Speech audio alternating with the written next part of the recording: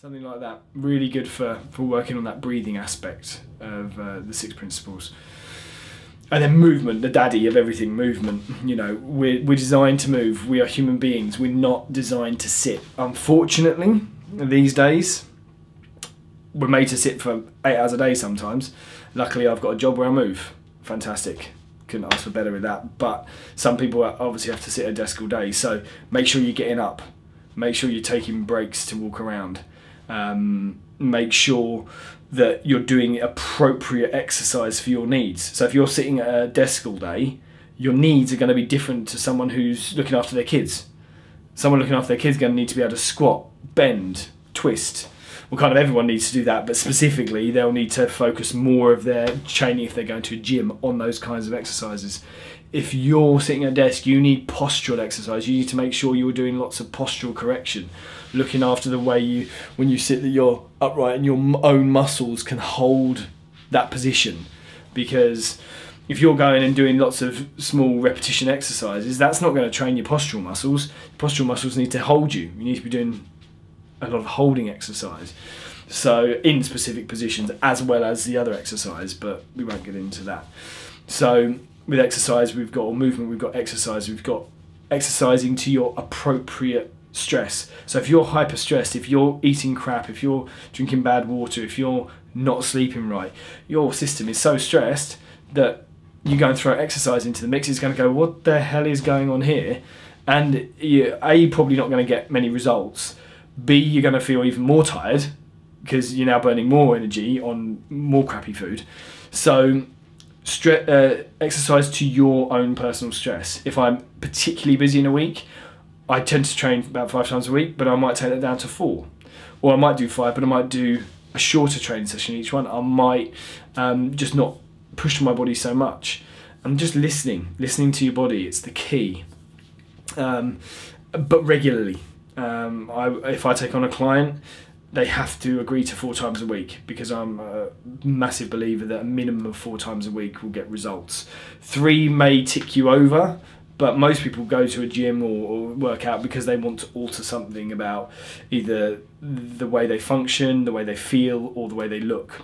Normally it's the way they look in our society these days, but that's perfectly fine if that's what you want to do. But know that you're going to have to go regularly, because 3 times a week is just not really going to cut it. You might, if you're lucky, it might work for you, but on the whole, it doesn't really work. So you need to be looking at committing to that regular activity. So that's the first one, the check foundation principles: nutrition, hydration, sleep, thinking, breathing, and movement. Work on those as much as you can. If you can try and, if there's one area that you think is massively deficient, it's the worst area, pick that one and work on it. If you're eating crap, stop eating crap and start eating better, and see how it changes how you feel. If you're not drinking any water, get rid of a couple of cups of coffee, get rid of the fizzy drinks, drink some more water. If you're not moving, get up and move, get out, don't make an excuse, go for a walk regularly. If there's a reason why you can't, see someone who can help work on an area that's stopping you from doing that. So that's the first one. Second one, and I'm just going to say with that first one, Paul Chek's book, the kind of premise of that is all highlighted in this book. So it's a great book. I will often show this book because I think it's a fantastic place to start if you can't afford to see someone specifically who can coach you in it. The second one for me is foot health, or we could sort of say barefooting. So I'm a strong advocate of being barefoot. Now I've got another blog, and I've already done a blog on the arguments between barefooting and shoes. I'm very much in the camp of being barefoot as much as possible. Often barefoot when I'm around the house, when I'm outside, but obviously if I'm going somewhere and there's concrete or there's sharp things, then I'm a big fan of Vibrams. For me, they just work really well. There are other shoe makes which I talk about in the blog, but I think these are really good, and I kind of live in them now. I don't really like wearing shoes ever, but occasionally it calls for it, unfortunately. But yes, there's lots of different types. I would say give them a go, as long as you haven't got any specific medical reason why you can't wear them, and just see again how they go. Break them in, they take time. Also, the thing with barefoot that people don't realise is that really we need to be grounding about an hour a day. What I mean by grounding is getting out and being in touch with the earth, soil, grass, concrete, yes, but you don't ground as well. And we are in such a electromagnetic environment, so much electrical appliances around us, that we take on a lot of that charge and we don't get to balance our own electrical charge enough. So by grounding, you just get rid of any excess charges within your body.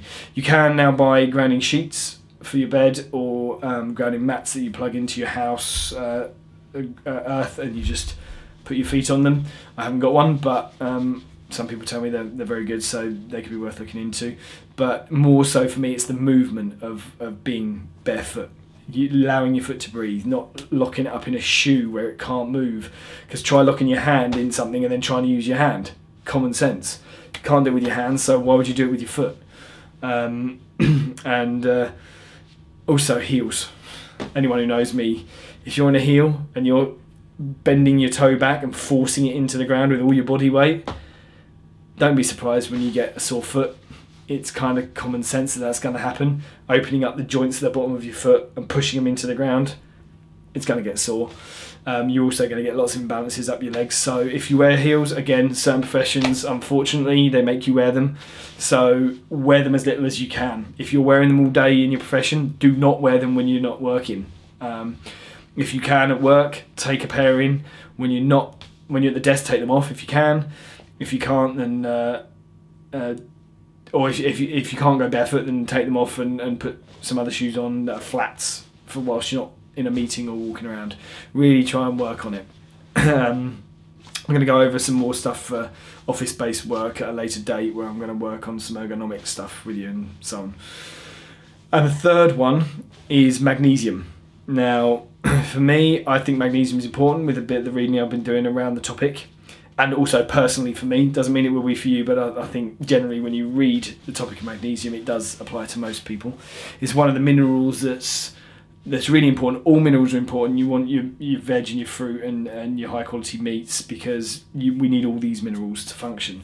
But magnesium specifically, the research is starting to show that the soil is massively magnesium depleted in the UK and America especially, due to the farming methods we've been using. And also then the foods, because not only is it then not in the soil, in commercial foods processing, it actually removes almost all the magnesium, if not all of it. So if you're eating non-organic foods, then even the organic foods are already going to be low, but in the processed foods you're losing even more. So one thing I've done is started supplementing with magnesium. I use a high quality magnesium supplement by Charles Poliquin. I was put onto this by someone I know who does a lot of sport, and he says it was great for recovery. So I follow the dosage. I actually sometimes don't take as much as the dosage says, because I listen to my body. And the big one for me is chocolate craving, because chocolate's quite high in magnesium. If I crave a lot of chocolate, then normally I know I'm lacking, so I'll definitely start supplementing more. So it's a great one for me just to use as a barometer as to how I'm doing with that. There's a fantastic book on magnesium. I won't go through it all. You can see there's loads of great points in there, but it does list down the best quality magnesium. This is quite a high quality one. Some of the magnesium you'll get out there is quite low quality, so this says what's the low quality, high quality. Look on the side, find a high quality one.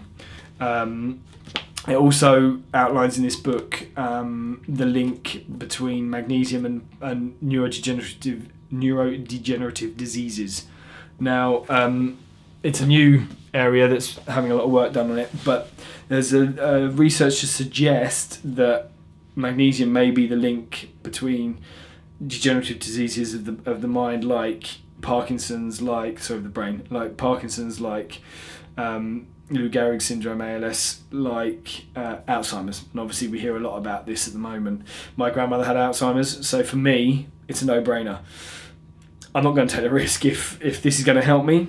And a lot of the books and research from some of the top people, in fact, this book Excitotoxins, The Taste That Kills by Russell Blaylock. He's a top MD in America, and he's done a lot of work in that book, aspartame and MSG and their effect on the brain, but he does actually talk about magnesium's importance as well. And so a lot of what he's saying is also put in that book, The Magnesium Miracle. So if you were to read those books, I think you'd suddenly realise that, you know, it's something that we need to be looking at with magnesium. In Magnesium Miracle, they tend to say, and it's in the book, this is not me, but they tend to say that there's no known issues with actually having a little bit too much magnesium because we just pee it out, but obviously having too little is not good. So bear that in mind. It's better to make sure you've got your magnesium, because we use magnesium for almost everything, and you'll feel that much more awake and alive and energized if you do have enough magnesium. So I'm kind of glad actually that the first one went wrong, because I think I've done this one a bit more succinctly. So we've got my three golden rules of health that I think if you can start looking at now will help you a lot. That's the 6 foundation principles, check principles: foot health, barefooting, and magnesium, making sure there's enough magnesium in your diet.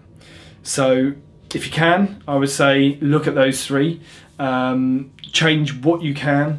If there's something that's lacking the most, i.e. if it's one of the foundation principles, that would be the place to start. You know, the barefooting and so on can come at a later date.